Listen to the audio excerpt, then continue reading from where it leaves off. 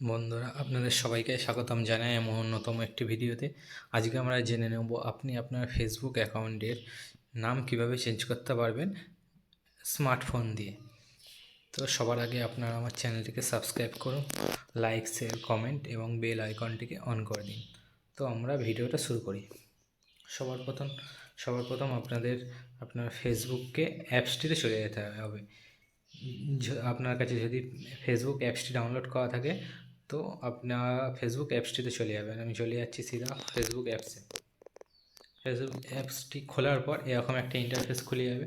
তো তারপর আপনাদের কী করতে হবে, নিচে দেখুন লেখা আছে সেটিংস অ্যান্ড প্রাইভেসি।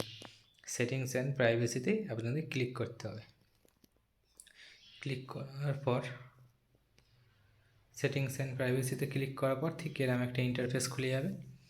দেখুন আপনারা যেখানে লেখা আছে সেটিং, প্রাইভেসি, শর্টকাট এবং নিচের দিকে আপনাদের চলে আসতে হবে।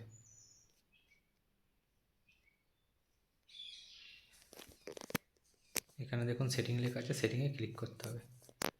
সেটিংয়ে ক্লিক করার পর ঠিক এরকম কিছুটা একটা ইন্টারফেস খুলে যাবে। দেখুন প্রাইভেসি, চেক আপ, সুপারভিশন, এগুলো থেকে আপনাদের আরও নিচের দিকে চলে যেতে হবে। নিচের দিকে দেখুন লেখা আছে প্রোফাইল ডিটেলস।